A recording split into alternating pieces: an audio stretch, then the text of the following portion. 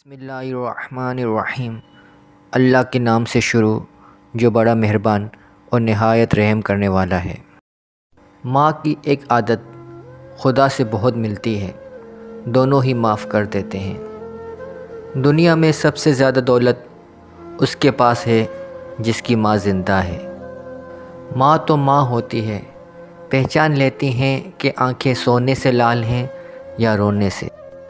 ماں ایک ایسی غزل ہے جو سننے والے کے دل میں اتر جاتی ہے۔ دنیا کی ہر چیز سے پیاری مجھ کو میری ماں، کوئی میرے دکھ کو سمجھے نہ سمجھے پر سمجھتی ہے میرے ہر دکھ کو ماں۔ خدا نے یہ صفت ماں کو بخشی ہے کہ وہ پاگل بھی ہو جائے تو اولاد یاد رہتی ہے۔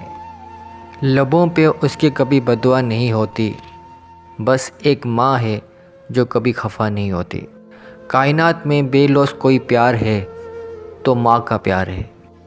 ماں کے پاس جا کر بیٹھ جایا کرو، کیونکہ ماں کے ساتھ گزرا ہوا وقت قیامت کے دن نجات کا باعث بنے گا۔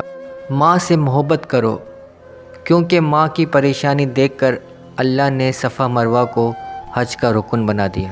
ماں بے شک پڑھی لکھی نہ ہو، پر دنیا میں ہر ضروری بات ہم ماں سے ہی سیکھتے ہیں۔ بھلا ماں کا بھی کوئی دن ہوتا ہے؟ ماں کے بغیر تو کوئی دن نہیں ہوتا۔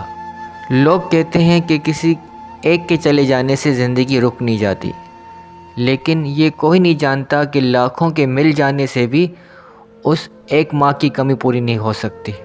گود سے گور تک ہر بات سکھاتی ہے ماں، ہر روز ایک نیا لفظ بتاتی ہے ماں۔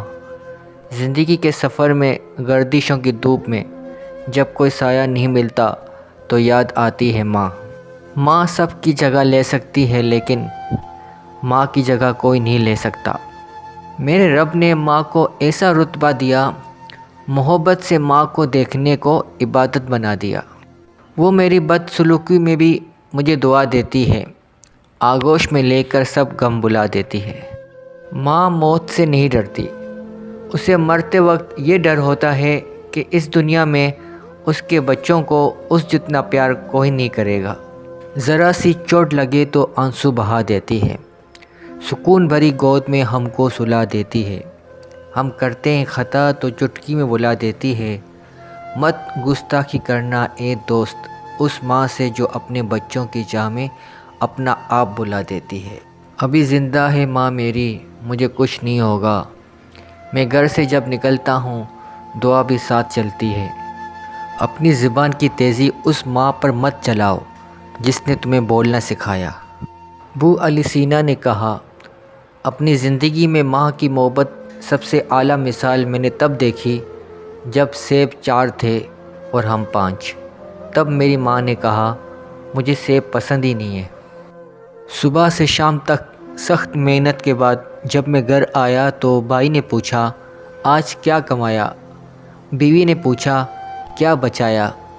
بچوں نے پوچھا، کیا لایا؟ صرف ایک ماں نے پوچھا، دن میں کچھ کھایا؟ ماں تیری عظمت کو سلام۔ جزاک اللہ خیرہ۔